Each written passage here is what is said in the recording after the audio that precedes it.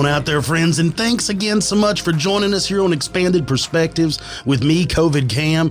Just kidding, I'm clean as a pin, but joining me today is Kyle Filson. How's it going, everybody? Yes, we're in studio together this week. We're holding hands right now. Right? I know last week was a little bit odd, but, you know, everybody's been going through this. He had to quarantine himself, and we tried to do a remote show. I think it turned out okay. I did get a few emails where people were, what's up with the audio? I'm like, did you not listen to the recent one? But, yeah, it's good. I'm glad everybody in your house is doing good. I know we're glad you're doing good, and it's awesome to be back at Skeleton Studios, firing on all cylinders. You know what was crazy this time is like I didn't have the cough. I didn't have like the flu-like feeling in your chest or like the cold. But what I did have this time that I did not have last time at all was fever. And I don't mean once or twice. I'm talking for like 3 days.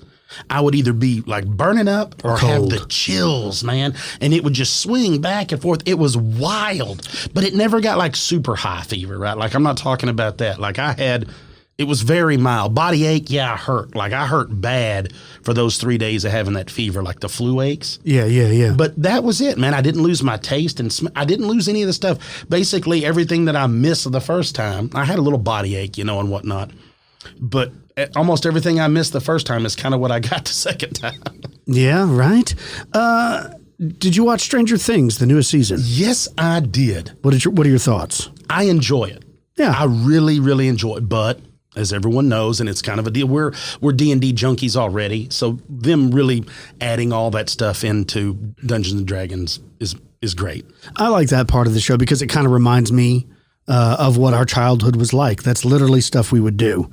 You know, this was back before smartphones. Did you like the Metallica jam? Yeah, of course. Right? The Mighty Met. It's a pretty cool time in our lives, and it's a good reflection of the way it was. Speaking of movies, me and Luke went to watch the new Minions movie. That was pretty good. Yeah, I like the Minions stuff, man. I think it's funny. I like the movies that are just as entertaining for the adults as the kids, right? Yes. Where sometimes you feel like some of those older movies, you're like, well, this is just for kids only. You're kind of bored. But the new ones, I don't feel that way. And then did you see the news? Okay, we got a couple things in the news. And I know lots of people have sent this in. And I appreciate everybody for sending this in. But number one is they think that somebody had claimed that there could be megalodons still. Mm-hmm. Now, I don't know if this is out there because it's just about to be Shark Week. And, you know, Discovery Channel's been doing Shark Week for quite a while. Well, Nat Geo, I guess, one-upped them because it's Shark Month over there. They're doing 4 weeks. My wife found it, sadly, yes. So do you think that this megalodon article is just trying to boost that? Because it seems like every year close to Shark Week, something like this happens. Or... No, it's real. Yeah, or are they still really out there? I mean, the ocean is a very big place. Yeah. So to claim... I think it's there, man. But you know how I am. Everybody knows. All of y'all send me messages and memes and all kinds of stuff about the ocean and videos of sharks. Like, I hate all of that. But yeah, so I think it's... I posted a thing today or yesterday, whenever it was, talking about the same deal, saying that you should never, the reason that we go to space is to get further away from the ocean. The reason we don't know what's going on down there is because we don't need to know what's going on down there. Right. The ocean is a very scary place. And the other, go ahead. I was going to say, have you seen, I wanted to bring this up, and I've been meaning to talk to you about it. Coyote Peterson claims to have found like the Bigfoot skull. That's what I was going to bring up. That's another story. Yep, that's the one I was going to talk about, is this giant skull. Now, again, is this just trying to build up hype for a new season of his show, or is this authentic? Well, I know that Live Science did an article about it saying that not only they believe it's a primate skull, most primatologists and people that have looked at that says, yeah, it's not like what you would think it would be. Like, it looks like a monkey skull, right? Or an ape skull, rather. But they also say, and it looks cast. That's not what a skull would look like. Texture, something. So they believe, and even I believe even Live Science even talks about they believe it is a fake. Yeah, unfortunate if that's true, because I was hoping it's real, right? I wanted it to, dude, I want these things to be real so bad. That would have been amazing to find something like that. I think everybody does. And also, like just like a month ago, everybody was sending us the photograph, that closed circuit television picture of like a upright walking dog man outside of Amarillo. Yeah. Well, it turns out that some people started really looking into that photo, and they said, hey, where did this picture originate from? And it was taken off of a video camera. They're like, well, let us see the video then. And the people were real standoffish about letting the video come to light. Oh. Once they saw the video, it's just a guy walking. It's a person. But like, I guess it was distorted for a second. And if you take a screenshot, it At looks the right like moment. looks like something that's not really there. That's why they didn't want to release the video. So it's very cool. I wish it was a dog man, folks. But once again, I don't think that this is a legitimate photograph. But when it comes to dog man, I got a question for you. Yeah. Don't ask me that. You told me you weren't going to ask me that on air. I said I think they look like peoples, not dogs. So go ahead. Okay. Werewolves, right? Yeah. Why do you think werewolves are scary? And are dog men werewolves? Are those humans that have transformed? These are lycanthropes into these dog men when they're seen? Or are they just always a dog man? Man, that's some good questions, right? I'd like to believe, you know what? It would be more fun to believe that the dog men now were the stories of the werewolves. That all the dog men that we have seen are people that have encountered are actually people that have shifted into it. That they're actually shifters out there. That's what I want to believe. Right? Yeah. That's because But not to cut you off, I do know that when you see werewolves, it depends on what depicts them. Usually they have human hands and human legs, and then the big hairy muscular wolf body and the face. But then if you go off of like Luke's favorite show, right? And then you're going to get the American Werewolf. He turned into a giant wolf. Yeah. So could there be an in-between now? I don't know. I don't know. I'm going to believe from now on dog men are just werewolves. Well, and so if with going with that, Yeah. a werewolf is a human that once a month or whenever there's a full moon becomes a wolf for a couple hours. But didn't Luke see a were-man? Well, he did one time, but you know what I'm saying. It's a human that becomes a wolf for a few hours when the full moon's out. Yes. And then we're all supposed to be deathly afraid of it, right? Yes. But wolves are wolves all the time. So shouldn't they be scarier? Well, they are to me, but yeah. Right? They're wolves all the time. All a the werewolf is only a wolf for like 4 hours. See, it's exactly. That's Right? a stellar point. But yes, And I don't like them. And they're gigantic. Like when you see a photograph in a wolf, it doesn't do it any justice. Those things are huge. I know a lot of people, when you started doing the upright walking hyena sightings and stuff, I don't think most people realize how big hyenas are, or hyenas if you're Luke. I didn't realize how big they were till I saw those fellas walking them around with chains on their necks, right? When they look like gangsters in Africa with AK-47s walking hyenas. That is Or they'll pretty have cool. a baboon that walks their hyena. And like the biting strength of like a wolf and a hyena is ridiculous. I mean, they can just crush bone like no problem. What in the hyena the most? Because isn't the hyena like the only animal that can crush an elephant bone or something? It might be the strongest of mammals, but I think like crocodiles. Yeah, and I'm not talking. I'm talking about like the dogs or whatnot. Yeah, like a mammal. Yeah, it's crazy. I think you're right. I know it's an insane amount of pressure, Man, and then because they can just go through bone like butter. So what are you saying? So what do you think? Are you more afraid of wolves than a werewolf? Yes, because wolves are always wolves. Just don't go out on full moon nights. Just lock yourself inside. And you don't have to handle. Why? Maybe that's true, but maybe there's way more shifters than we know. But how come we don't ever hear people being caught mid-shift, right? I don't know. Don't come in here, I'm shifting. But I know when I was a kid, I always thought it'd be way cooler to be a werewolf than a vampire. But now that I'm an adult, I see that like werewolves are always depicted as scumbags. Yeah, I like a werewolf, man. I thought it would be cool, right? Like say you have a bully who's picking on you. You're like, all right, Jason the bully, he just wait. Let me look on the calendar. Yeah, there's a full moon coming up in about 2 weeks. I'm just going to go. I'm going to go. Well, I can't beat him up now. I'm a kid. I'm getting bullied, but on a full moon, I can transform into this beast. Imagine seeing little werewolves. Like they were like little dog size. Like I'm talking like red healer size werewolves that are kids that are turning into werewolves. And why do they always turn into wolves? Like why wouldn't they turn into like a corgi or something? A were-panther, like the ones on True Blood. It was your favorite. A were-shih tzu. That's there you go. Right. Well, as long as we're talking about crazy encounters, I've got something even crazier for you. Y'all know the headlines grab me. I'm in a snake woman encountered by a jogger on a mountain trail. A UNT? Right. Lon gets me every time. That son of a gun. It says, call it BS if you want, but this really happened. None of this is false or made up. In mid-2020, I was jogging on one of my favorite trails. No location given now. An 8-mile long hiking and mountain biking trail. I was around 3/4 of the way finished when I kept getting this weird feeling to look behind me. But after I checked, there was nothing. I was coming down the trail after around a long corner, and there's some thick brush and a stream on the edge. When I decided to look back just one more time, once again, nothing. Until I faced forward and almost stepped on a 2-foot-long snake sprawled across the trail. At the last moment, I dodged to the side, narrowly missing its head, and kept running. I don't harm things, I just don't do it. Well, about 2 minutes later, or maybe 5 minutes away from the end of the trail, I hear a woman shout, "Behind you!" My soul nearly left my body because I checked so many times and there was no one back there. Then suddenly a woman appears and I let her pass, and I noticed that she was attractive, and I couldn't help but watch her run ahead.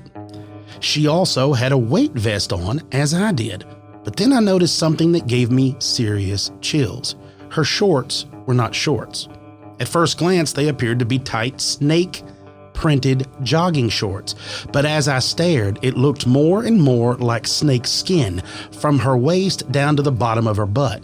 I mean, it was her skin. There was no shorts. Whoa. Is this guy some kind of perv or something? Sounds a little like it. He's staring a little long. Like, anybody can glance. Right. You're staring a little long. But now you got the hard eye on her. You're like, you might want to back off, bro. But imagine seeing this. All of a sudden, you're like, that's not... Wait a second. Says she hit the end of the trail before I did. She went to an old white car and sat on the trunk staring at me as I walked to my truck. Because she's caught you glaring at her. Right? You're like, come on, creeper. If I wasn't so freaked out, I would have said hi to her or whatever that was. But it was just too much all at once, so I left in a hurry. Did this woman manifest from the snake? I truly believe she did. I've only been back one time since then, and it's difficult to focus on running because I feel like something's out there, and it's very ominous. Well, I think what's ominous is you jogging out there staring at women's shorts intently for a little too long, you know? And it's inappropriate. But again, too, though, where did she come from? This person has been looking back and looking back and looking back, checking, right? And running and checking and running. And all of a sudden, after dodging this snake, this woman appears with snake butt. That is scary. That is a little odd. It is odd. But also, too, man, come on, everybody can take a quick look, but dude, don't be glaring. Yeah, there's like videos all over like TikTok and stuff where people are like filming themselves working out in the gym. Now, why they do that? I mean, come on. You don't? I don't even go to the gym. Huh, doesn't show. Yeah. But then you'll like catch videos of people staring at them. And I'm like, well, yeah, but if you're kind of dressed like that and you're doing that exercise, it's going to be hard not to get looks. Just work out at your house. You can, look.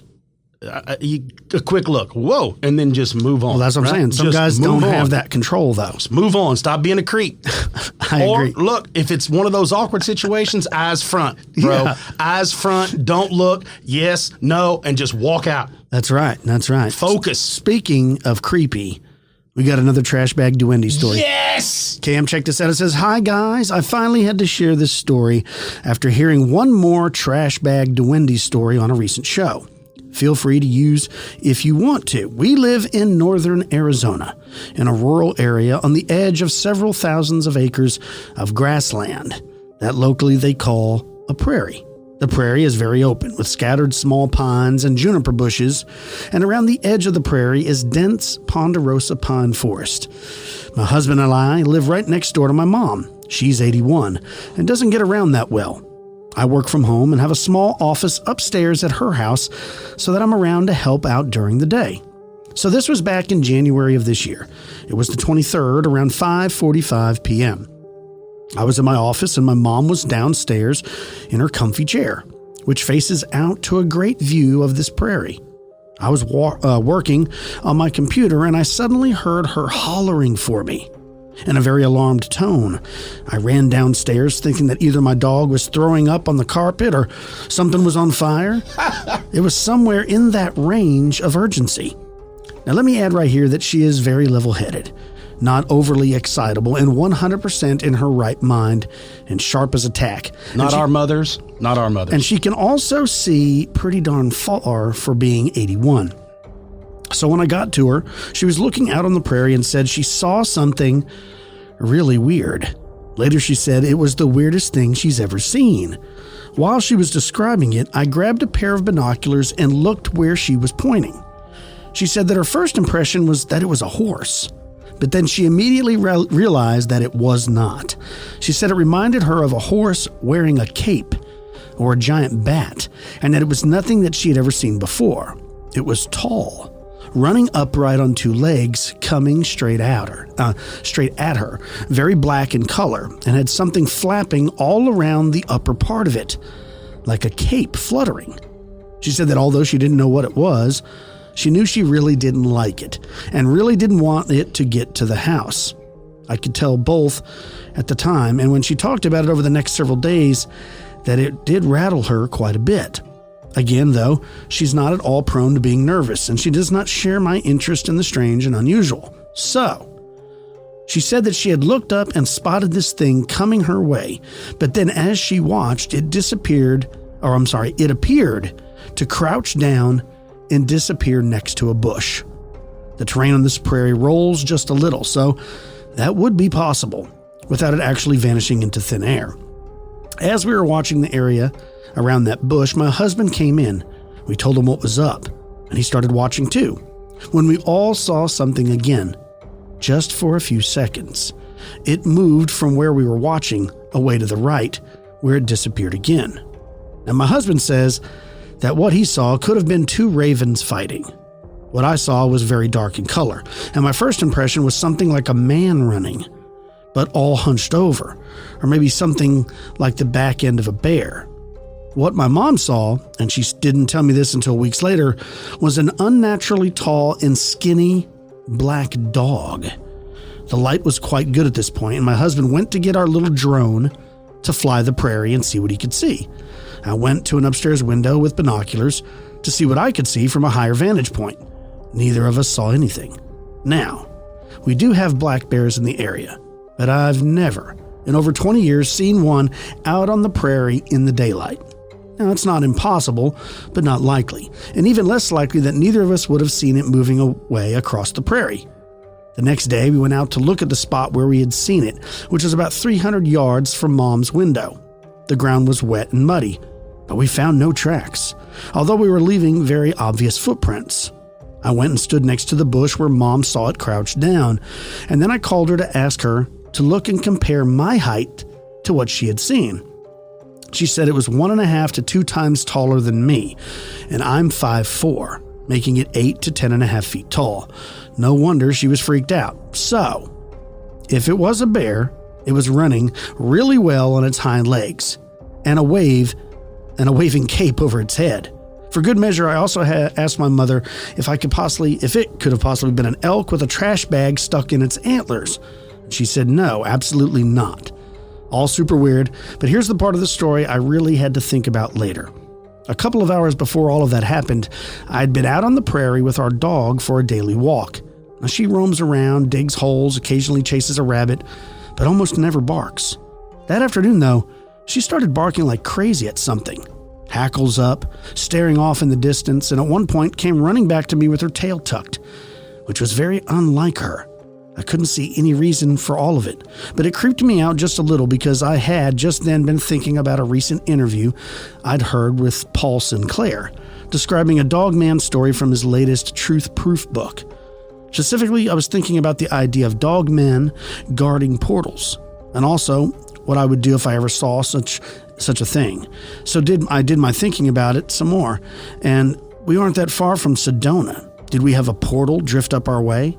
A neighbor that we well know has absolutely believes that they've had some pretty interesting UFO sightings over the prairie, that same prairie the summer before. Maybe we have a full-time portal. Who knows? Anyway, thanks to you both for drawing these stories out of people and sharing them. It helps paint a better picture of all the weirdness out there and is fun for those of us who like to try to connect the dots. Best wishes, Kara. Well, wow. So it kind of sounds like a dogman story. Also kind of sounds like a Trashbag Duende. Horsefly is all I could think of. Right? A horse with a cape. Yeah. Yeah, that's a good one. I'm telling you, like, it reminds me of like the movie Spawn with his cape and how it's free flowing. Or I can't help but stop thinking about the thing my daughter and I saw. Yeah. Every time and all this stuff, and it's built to it. And it, again, I keep going back to this because we started receiving more and more of these stories about these Trashbag Duendes or the dustbin Dementors or so. Yeah. What is it about the ability to morph into refuse and blend? I don't know what's going on. And again, it makes you wonder how much of this has been going on that we just don't pay attention to. And now it's, again, people start talking about it, just like Glimmerman or these other stories.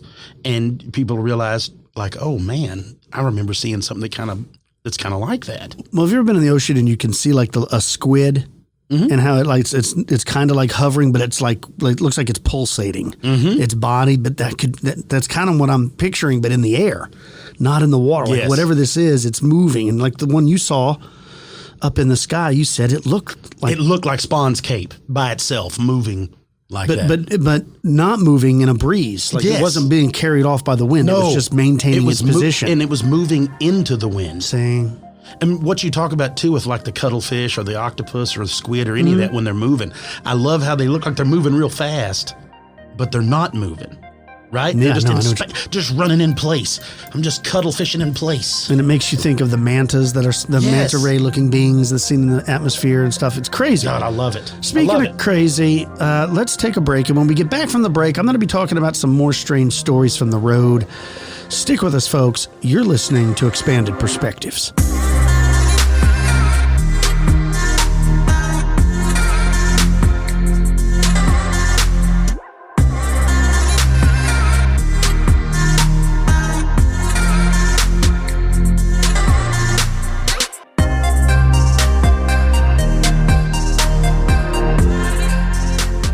And we're back with Expanded Perspectives. I hope everybody out there is having a good day. I'm having a pretty good one. Very hot, though. I mean, I know I live in Texas, and it does get hot, but for whatever reason, this summer seems to be unusually hot. I think we're already like 20-something days with it being over 100 in a row, and that can be brutal. But yeah, it's pretty bad. But I have my AC now, so I'm doing much better as long as I'm not outdoors. Unless it's early in the morning or late in the evening, we get out and play disc golf or something like that. So recently, for you that follow the show, me and my family just came back from a week-long trip in Alabama, down in Orange Beach, and we had a fantastic time. But while driving there, so on our trip there, we drove and stopped in New Orleans, spent 2 days in New Orleans, and then we left there and drove to Orange Beach. Now, on the way home, we just drove straight through. This time we didn't go through New Orleans. We took a more northerly route up through Baton Rouge and everything. And, you know, whenever I do a long road trip, especially to someplace I haven't been before, I love that. Like, I know that flying gets you there quicker, but there's something about a long road trip that makes it kind of fun. Just seeing all the little things you've never seen before, the small towns. And I can't help but think, and I thought about this several times while driving the family there and back, that how many of these small towns or how many of these roads have their own history, have their own folklore. Because I know that my hometown has multiple stories and strange things and legends. And I know that all of you out there listening, your towns do too. So whenever I'm on a long road trip, I can't help but think while I'm driving, like, I wonder what mysteries this town holds, or I wonder if anything paranormal happened around here. And when I start thinking about that, I start thinking about stuff to talk about on the next show. So on today's show, I'm going to get into some more strange sightings from the road and from people who have had some strange things happen to them while out traveling. Check this out. This first story says, this happened to my aunt and me when I was about 7 years old.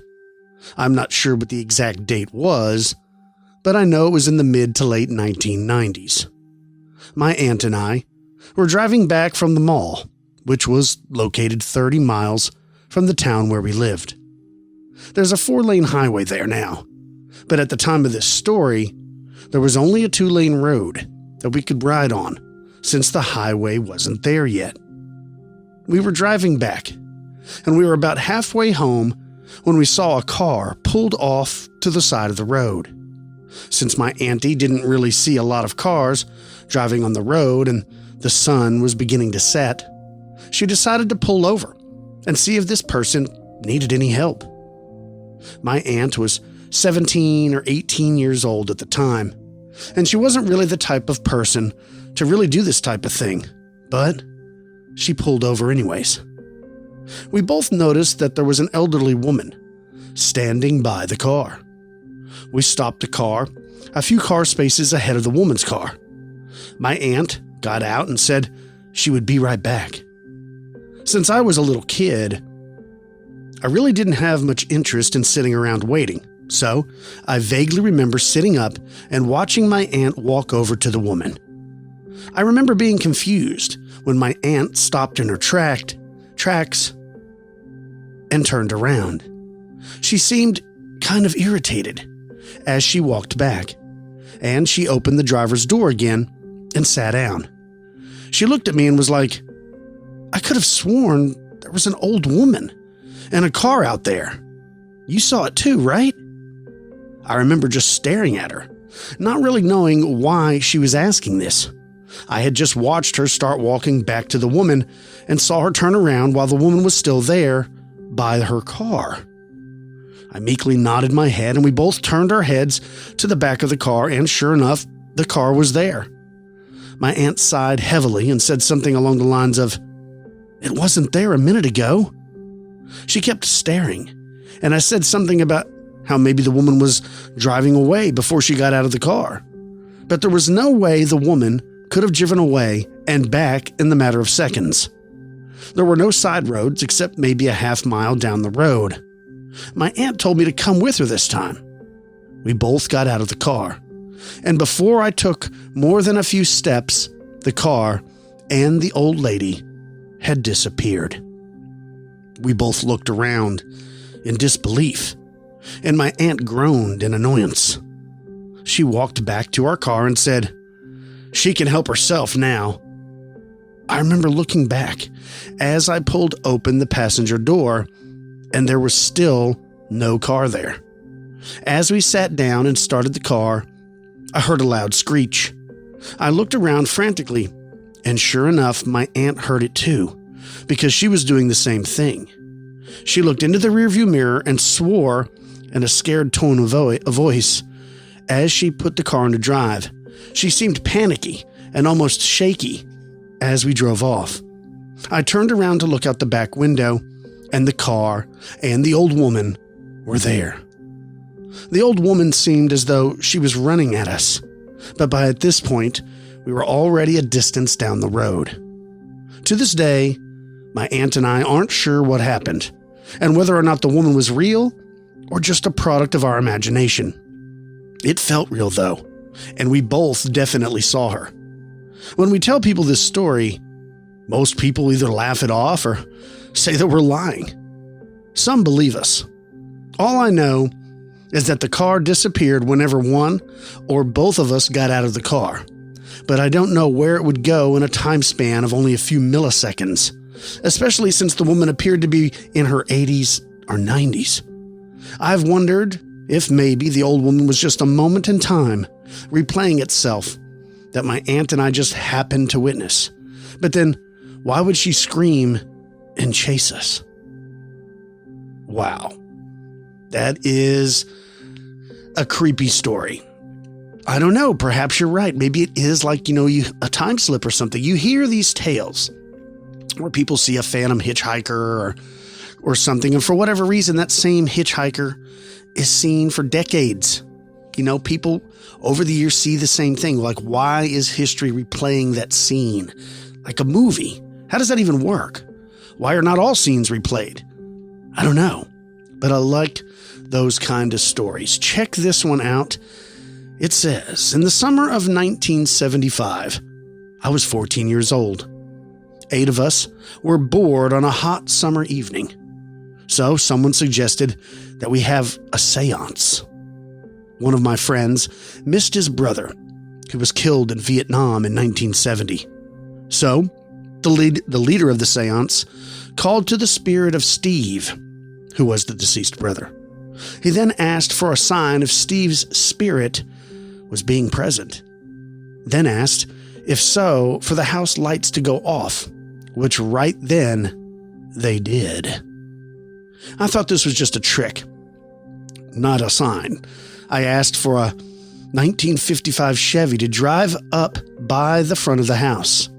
No sooner were the words out of my mouth when we heard screeching rubber. We broke the circle and looked out the front window to see a 1955 blue Chevy speeding by with no driver visible. We ran out of the front door, jumped on our 10-speed bikes, and followed the taillights. We were happy to see the Chevy make a left turn, knowing the road was a dead end. When we arrived at the dead end shortly after, we found no car there. We even knocked on doors asking about it, and no one had seen or heard anything. Never saw that car again. Strange because it was our neighborhood, and the city we lived in was small, only about 12,000 people at the time. So, if that car would have been around, we would have seen it. This creeped me out. Brian Nolan. Well, Brian, thank you for the strange story. That is, odd. Did your deceased brother somehow reach out and grant your wish just to let you know he was there? That he was still watching you, keeping an eye on you? I don't know. Or was it all imagined? Or was it a strange coincidence? I don't know. But, I mean, it couldn't have been real, right? Because the car went down a dead-end road. How would it have gotten out of there? I don't know. Bizarre. Check this one out. It says this happened when my two sisters and I were on a road trip to the West Coast. We had many strange experiences on this trip. We were traveling through Washington State, along the Columbia Gorge, to visit our cousin in Idaho. From Seattle, we went down the coast to Astoria, Oregon. After we left Astoria, it was the evening, and we were looking for a hotel. The sun was setting, but we could still see the sun on the ocean. It was beautiful. All of a sudden, this huge fog bank rolled in. We saw a small sailboat in front of this fog bank, and we thought, well, they're kind of running along in front of the fog. You could see the front of the boat through the fog at times, and then the fog would get very thick and dark, and then it would get a little thinner. Suddenly, the fog started to get darker and darker. Even the atmosphere changed. It felt like there was an electric charge in the air. We were all looking at this strange fog when suddenly a ship came out of it. It looked like the legendary Flying Dutchman. The ship had 3 masts. It was huge. It came out of the dark fog, ran along the front of it for just a few seconds, and then went right back into the fog bank. I grabbed my camera, hoping the ship would come out again. I did get a picture of the sun behind the fog just a few seconds after the ship had gone back into it. So at least I have that. But no Flying Dutchman, no ship. I think the thick fog somehow allowed the ghost ship to manifest. Both my sisters and I saw it, and we couldn't believe what we were seeing. Cheryl. Well, Cheryl, that is a pretty cool story. I love stories like that, phantom ghost ships. We've done episodes on that before. We even had a caller call in one time who was a Navy guy. His job was observing things with binoculars. Now, I don't know the actual title of his position. And he was on a ship.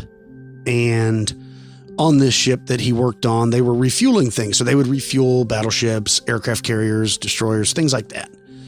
And not only did he have a possible sighting of a megalodon, but he also had a strange sighting one time with fog out in the middle of the Atlantic Ocean. And he said that, fog is common around land, but it's not very common out there, not far off. And he said in that fog, he saw an ancient Chinese ship, like really old. And He didn't see a skeleton crew or anything aboard operating it or anything like that, just the ship. But it was very, very, very old. And he watched it a few minutes and then it kind of disappeared in the fog and the fog lifted and, that was it. And it's like, wow, what is that? A time slip? A phantom ship? I don't know. I wish I could see something like that. That would be really cool, right? Like, I don't want to see a dog man. I don't want to see, some horrible looking rake or something like that. But a phantom ghost ship? That would be pretty awesome. Moving on, check this one out. It says, I was hauling a load of lumber through eastern West Virginia, out of Virginia, when I experienced something that I can only describe as a Twilight Zone event. There are no ghosts in this story, but that only adds to the eeriness of it. I have been a trucker for many years and have put many miles behind me over those years. I picked up a load of lumber in Northern Virginia and was traveling Route 55, a 2-lane road through West Virginia, on my way home for the weekend. Now, Route 55 goes through Petersburg, Moorfield, and Seneca Rocks, West Virginia. I remember crossing a covered steel bridge over the Lost River. I knew that I would be in Baker in just a short amount of time. I had planned on stopping in Baker for a soft drink and a short break, to get out, stretch my legs. I was pretty tired, and that is probably why I was sidetracked. I don't remember making any turnoffs or exits from Route 55. Once I reached Seneca Rocks, I was going to head west on 33 towards Elkins, and from there, it was only an hour and a half to home. After I crossed the bridge, I noticed that I had been driving for an awful long time. The trip from Baker to Moorfield is only about 30 minutes. When I looked at my watch, I had been driving about 3 hours longer than it should have taken me. As I was driving along, I noticed that I was on a strange road. This wasn't Route 55 that I had driven time and time again. I was having to pull hills that weren't there before and use the low side of the transmission. It was taking me an excessive amount of time to drive this strange road. Up one side and down the other. Out of one curve, only to go into another. I started to get angry, started to get mad.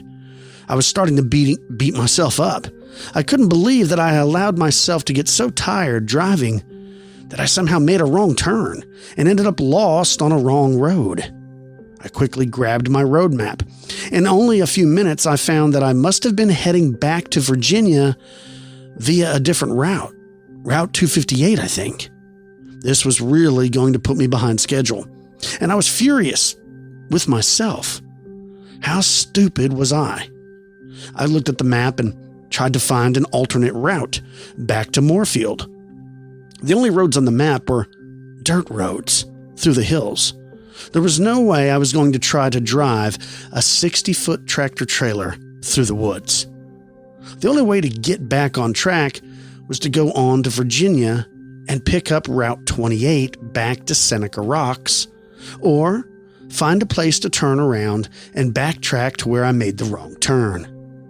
This is when I realized something was wrong. As I drove along, I noticed that the road was unusually smooth. No potholes, no rough places at all. I looked for a wide place or a driveway, or something big enough to turn around. There wasn't a wide place or driveway anywhere. There were no guide rails. Though this road was hilly and curvy, this didn't make any sense. It was so curvy that my trailer was crossing way over the center of the road, in every curve, and I was having to drive across the center of the road so my trailer didn't go off the road on the other side. This is when I noticed that there were no yellow painted center lines or white painted edge lines. Where in the hell was I? The longer I drove, the weirder it got. There were no road signs, no mailboxes, no utility poles. no wildlife, and worst of all, for 3 hours of driving, I never met or saw one single other vehicle. I grabbed my map again and tried to determine where I was. As I looked at my map, I noticed I would be coming to a small town called Matthias, and then, just a few short miles more, I would go through another small town called Lost River. I finally saw a sign that read Matthias. I was relieved. I thought I was no longer lost, for I was at least on the road to Route 28, even though I would be late. As I entered Matthias, I expected to see houses, cars, and maybe some people, a post office and a store or two, but there was nothing. No driveways, no homes, no stores, no people, no cars, no painted lines, no road signs, no mailboxes, nothing. I thought it was very strange, but a lot of places in West Virginia have just a sign designating a town, and a few miles later, there would be all these things. The next thing I saw was a sign that read Lost River. I pondered for a moment and wondered what happened to Matthias. As I continued to drive along the Lost River, it didn't have any homes, no mailboxes or anything, nothing. Just this incredibly smooth paved road with no painted lines or guide rails. I grabbed my map again, and I was relieved that in about 30 minutes or so, I would finally make it to the intersection of Route 28. I had been driving on this road for at least 3 hours, and I was really getting tired. About the time I expected to reach 28, I looked up ahead, and I finally reached a town with cars, people, homes, utility poles, and yes, even painted lines on the road. To my amazement, I was in Moorfield. I was flabbergasted. Why did it take me over 6 hours to drive a 3-hour trip through this stretch of road? Before anyone thinks I went to sleep and miraculously made the drive half conscious, when I checked the mileage on the odometer, I had driven 70 miles and 3 hours out of my way. And when I entered Moorfield, I was on Route 55. I had never left Route 55. I never made a wrong turn. But I was definitely on a road in the Twilight Zone. And I shudder to think what might have happened if I had stopped anywhere on this road and gotten out of the truck. If I had stopped, it would have been in the middle of the road because there wasn't even a wide enough place on the road to pull off. As an old trucker friend of mine had a weird look on his face one time when I told him about this strange drive, he looked like he saw a ghost. He told me that when he was driving a truck many years ago, he had heard stories that were similar to mine that happened along the same stretch of road, but he didn't personally know any of these other drivers. So he dismissed it as an old trucker story. My friend told me that there was something weird about that area of West Virginia. He told me about his experience. He said he was driving his pickup truck on Route 28 towards Seneca Rocks. He knew he would be at Seneca Rocks in about 15 minutes from where he was at. He had driven this area time and time again and had spent a large part of his life in Romney at a school for the deaf, so he was very familiar with the area. He said that in the time that you snap your fingers, he was from where he was to Seneca Rocks. It happened so fast that he slammed on his brakes and slid out of the road and almost crashed. Shaken up, he got out of his pickup and walked over to the little store there to calm down and get a soft drink. This is when he looked at the clock on the wall and looked at his watch. He had gotten to Seneca Rocks 15 minutes early, for his watch was 15 minutes slower than the clock on the wall.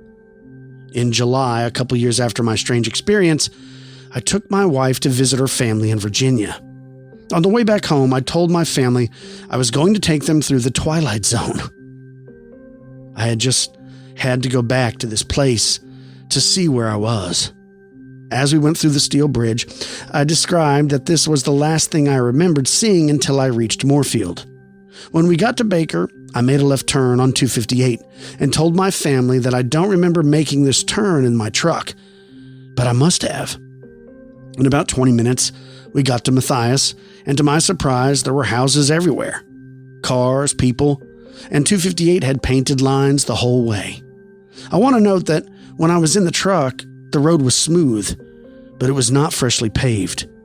About 9 miles more, we made it to Lost River, and there were stores, there was a post office, there were homes, people, cars. I couldn't believe it. I said, I swear, these things weren't here before.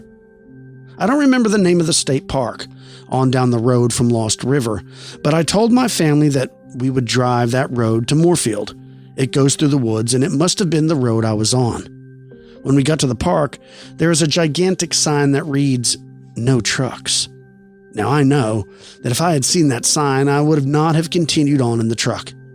We drove several miles on this road, and it seemed eerily familiar. But there were wide places. There were mailboxes and scattered homes. I told my family that I had to have been on this road in the truck, but I didn't know how. After we crested the last hill, I realized that there was no way I could have driven my truck on this road. About halfway down this hill, there was a switchback, and there was no way I could have pulled my trailer around it. No way. It would have taken dozers and wreckers to slide the trailer around this curve, and it probably would have done extreme damage to the truck and trailer. So I determined that this is not the road I drove down. When we reached the end of this road, it intersected with another road that leads into Moorfield from a different direction. Then I knew that I did not drive my truck on that road through the woods, and to this day, I do not know where I was at. Lakin, Eubank. Lakin, this is a time slip. That's exactly what happened. And you're right, it is much like the Twilight Zone. That's exactly, I've heard many people have the same thing where they were driving and then they somehow were in a different town, sometimes older, never newer for whatever reason, but older, abandoned. And that's exactly what I think happened. That is an incredible story. Now, I got one more. This is a story, I've told this story before, but it's been a long, long time, like probably 8 years ago. And it has to do with a celebrity that had a very strange encounter. Now, this celebrity, for you youngsters, you may not know who Telly Savalas is, but for you older listeners, you're going to know exactly who that is. This was Telly's story. Check this out.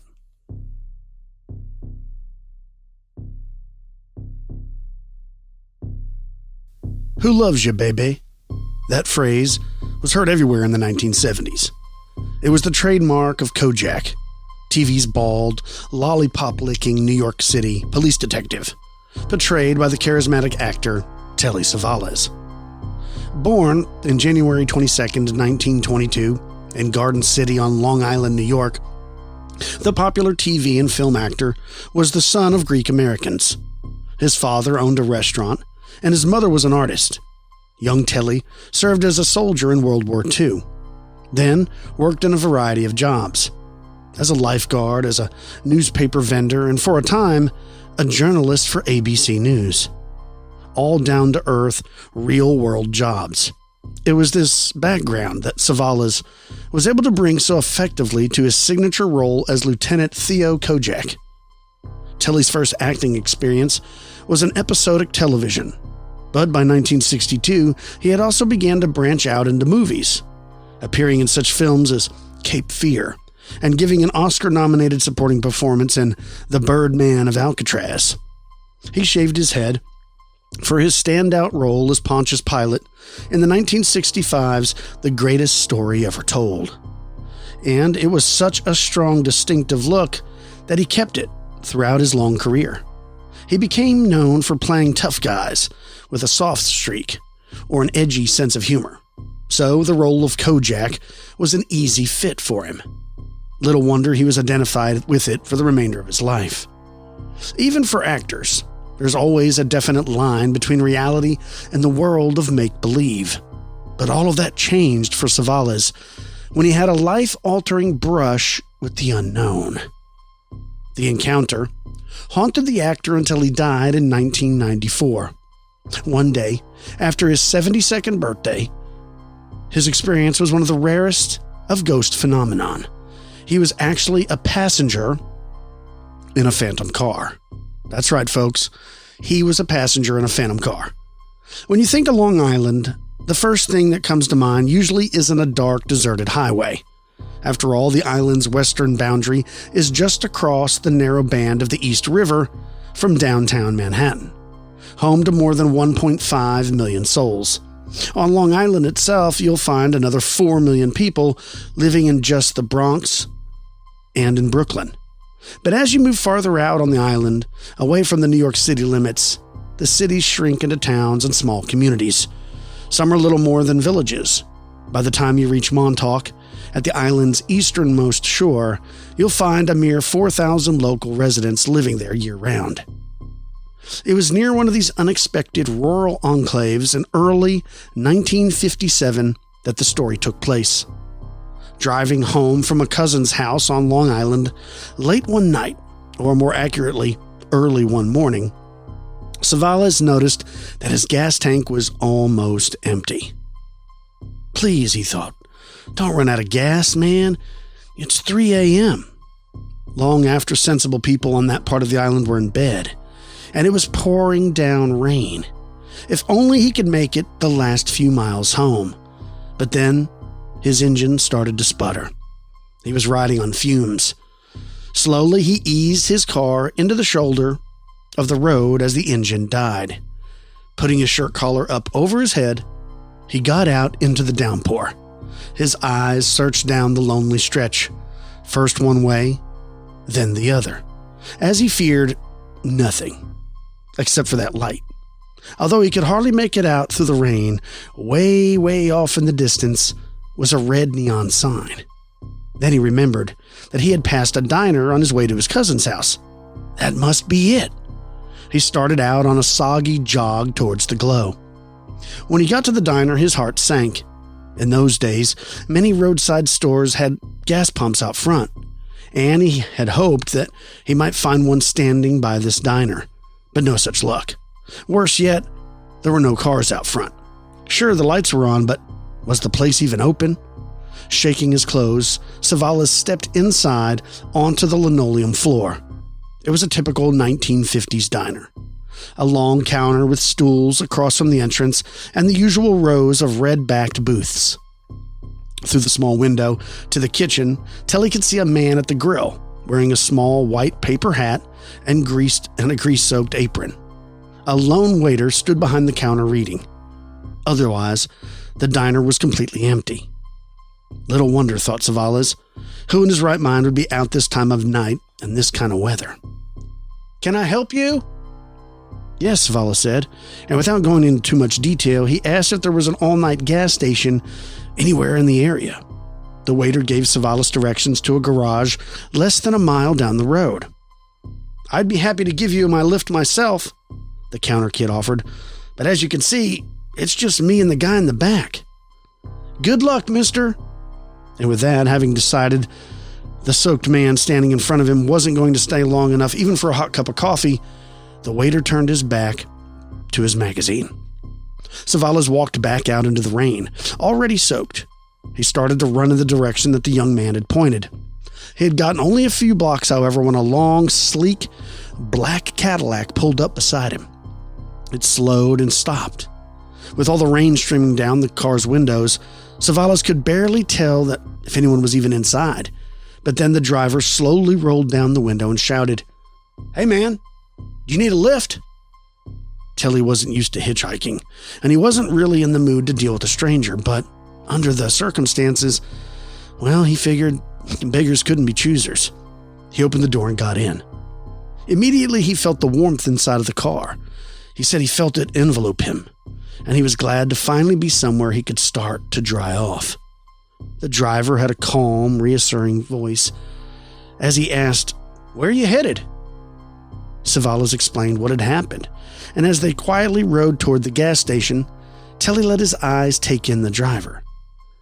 He was immaculately dressed, he said, in a slightly dated black tuxedo, with a crisply pressed white shirt and a bow tie. His black hair was neatly combed back, and he wore a perfectly trimmed mustache. With that getup, thought Savalas, he could easily have been a stand-in for Fred Astaire in any of those old MGM movies. Finally, Telly's curiosity got the better of him. He said, "Man, mister, you're dressed up pretty swanky for this type of night. If you don't mind me asking, where are you heading?" In a low monotone, with just the slightest hint of sorrow, the driver simply stated, "To the crossroads." Involuntarily, Savalas shivered. The crossroads? What was that supposed to mean? Was this guy a loony?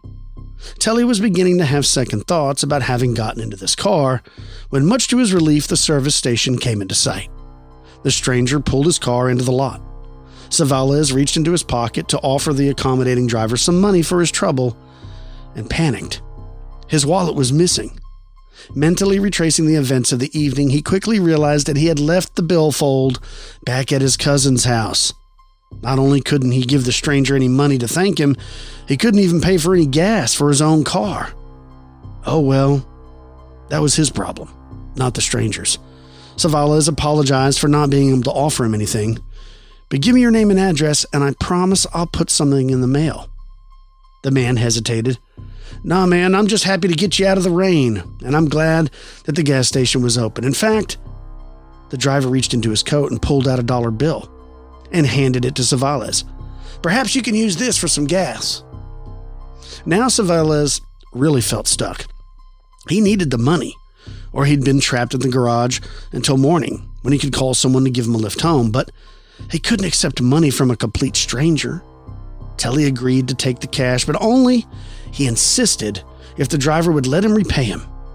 Reluctantly, the man agreed. He said his name was Harry Agonis, and he hastily scribbled down his address and phone number and handed it to Savalas. Well, without another word, Telly dashed to the door of the service station. He turned to wave goodbye to the man who had come to his aid, but the Cadillac was already gone. It was almost as if the car had disappeared into thin air. It wasn't until a few days later that Savalas found the paper with the phone number stuffed into the bottom of his pocket. When he called, it wasn't Harry's voice that answered. However, it was a woman's. "Hello? Is this Miss Agonis? May I speak with Harry?"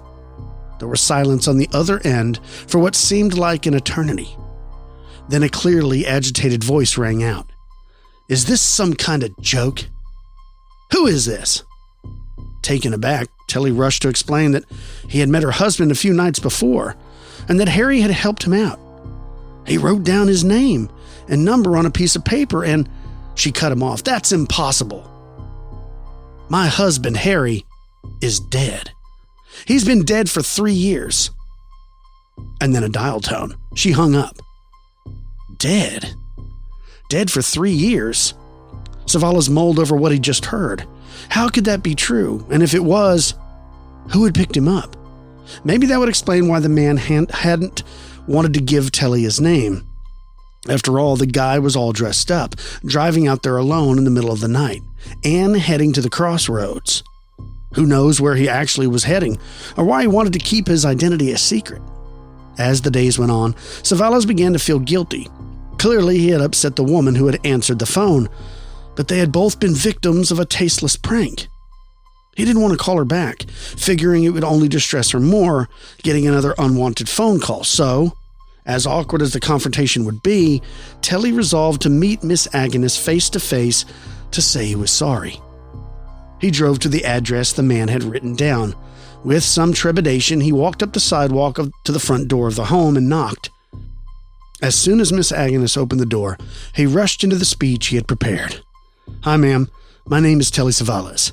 I'm the one who called the other day." He wasn't trying to be funny or cruel. He thought that they might both be the butt of a nasty practical joke. She looked at the actor for a moment and could see his sincerity in his eyes. She widened the door and invited him inside. As they sat down, Telly handed her the paper the mysterious driver had given him. Miss Agonis's hands started to shake, and the tears welled up in her eyes. "Where did you... How could you have gotten this?" Savalas was puzzled. Hadn't he just explained? "You don't understand, Mr. Savalas. This is Harry's handwriting." Stunned, Telly objected. "That couldn't be possible. Then, as Savalas described the man who had given him a lift, his wardrobe, and the car, Miss Agnes stood without a word. Almost as if in a trance, she walked across the room and removed a well-worn album from a weathered bookcase. She sat down next to Savalas and started to flip through the pictures. This was my Harry. Savalas recognized him instantly. It was the same man, proudly standing next to a black, shiny Cadillac. In a soft, dreamlike voice, she told her story. She said Harry died in that car 3 years ago. He had been at a party, wearing that musty old tuxedo of his, and he was driving home around 3 a.m, out of the crossroads, about a mile down the road from where that gas station is that you mentioned. His car was hit by a truck, and my Harry was killed. The two of them sat speechless, considering the implications of what she had just told them. The conclusion was inescapable. For at least one night, Harry had returned. A phantom driver had paused just long enough to give a hitchhiker a hand before returning to his destiny at the crossroads. Had it happened before? And would Harry ever return to help anyone else? Savalas was never to find out, for he swore to himself at that moment, and he kept his promise, never to accept a ride on that haunted highway again. Stick with us, folks. You're listening to Expanded Perspectives.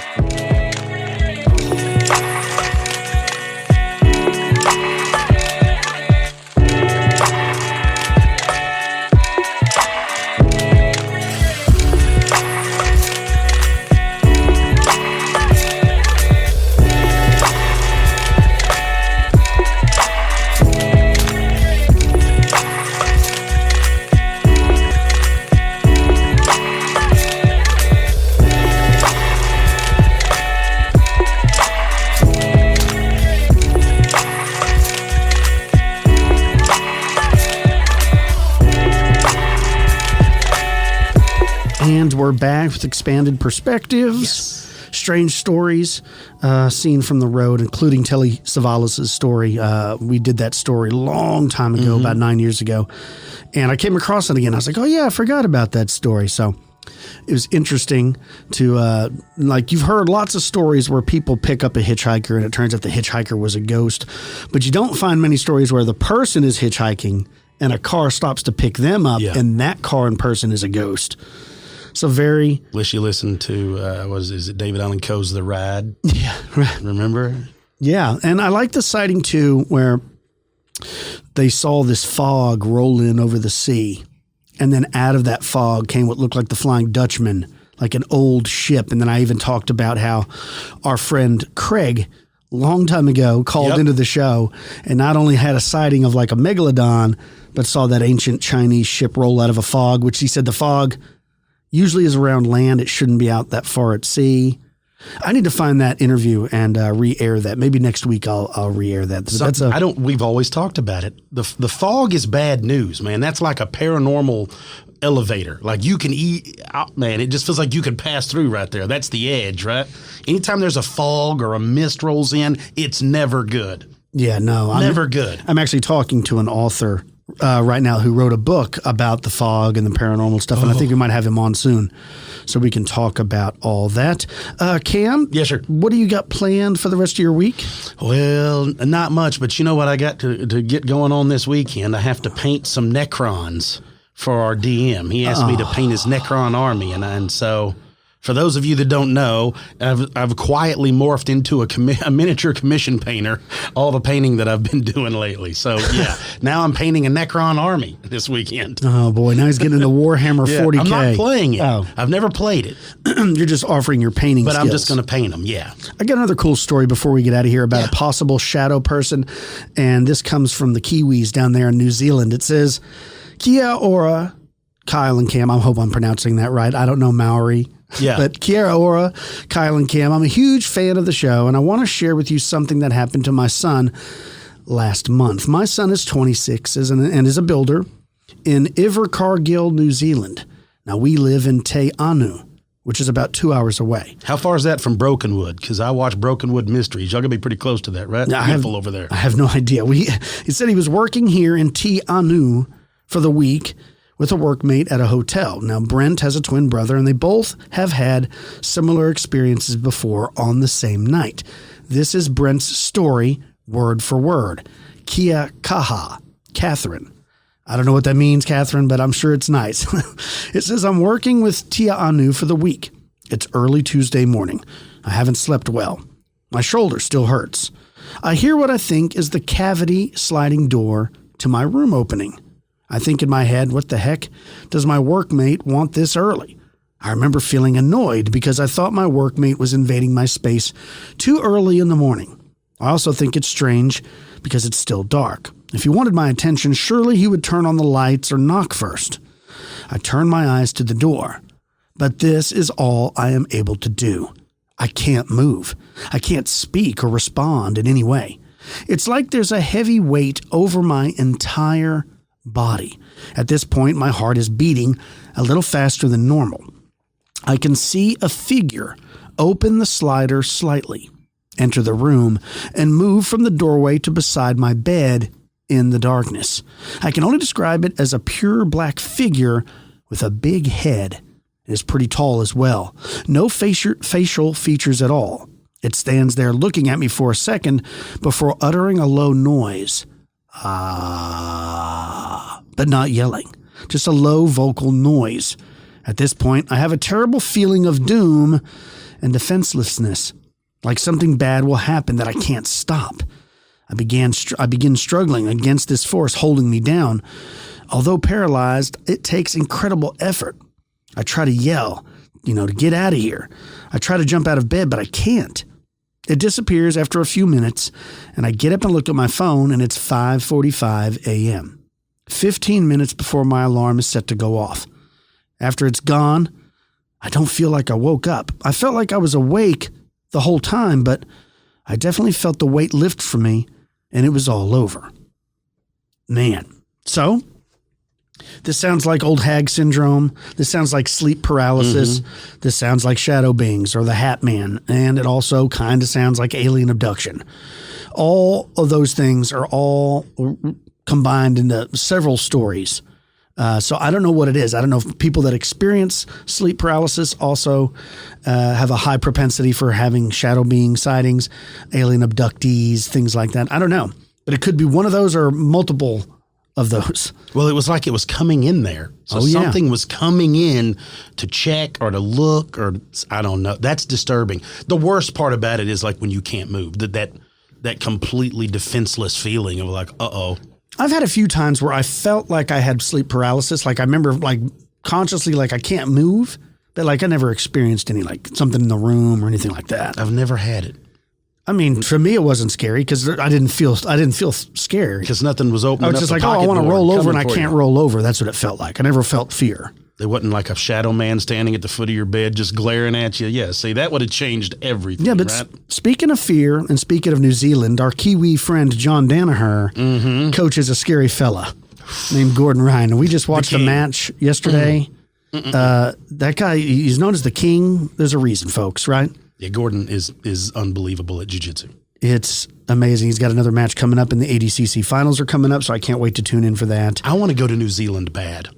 I do too. Just after beautiful. The filming of Lord of the Rings and watching those guys hunt for chamois and tar and stuff there up there in the mountains. And it all always the looks fly really cool. fishing out there and it's just a beautiful place. I think it's because they have such a small population. Maybe we ought to move there. Can we move there? I think it's really hard to immigrate there. Yeah, but we're pretty good guys. Well, I know. I mean, seriously, we're pretty good dudes. So you think they won't let us in, maybe? You might have to get a divorce and marry a Kiwi. Okay. Yeah, right? You could do that. Would you go down in age? No. Gosh, no, man. Are you kidding? I need to marry a nurse or a doctor for somebody to take care of me when I get old. You need a sugar mama. That's what you're saying? I need someone that knows medicine. Oh, I got you. Because I'm falling apart, man. Right? That's hilarious. What else you got planned for the rest of your week? I do not know. I've got to help my son. I got some stuff with the grandbaby. I don't know, man. I've got a lot of things popping around, a lot of gears moving, but nothing nailed down. You know what I'm saying? Yeah. And, of course, we're trying to dodge this heat. It's been brutal down here. I've about had enough of it. I think we've got, what is it? It's like 102 today. We had a little reprieve one day. And I think it's like 102 or 103, and then it's supposed to not get below 102 until I think another 10 or 12 days. It'll be between 102 and 105 or something. So, yeah, we've got another run of it over 100 down here now. So Man. It's not fun outdoors. You got to do a lot of stuff in the morning. We need to move to the coast. We need to move to New Zealand. Yeah, no That's doubt. what I'm trying to say, man. Before we get out of here, let's thank our sponsors, HelloFresh. If you just go to HelloFresh.com/expanded16 and use the code expanded16, you'll get 16 free meals and 3 free gifts. And Lumi Labs. That's right. Don't forget about Lumi Labs. They are awesome. I'm trying to find the promo code here. Just go to microdose.com and use the promo code expanded. That's EXPANDED to get free shipping and 30% off your first order. Links can be found in the show notes, or you can just Google it yourself. Also, if you want to share a story with me and Cam, you can email the show expandedperspectives@yahoo.com. You can call the show 888-393-2783. Until next time, folks, that's about all the time we have for this episode. Be safe. I'm Kyle. He's Cam. Peace, y'all.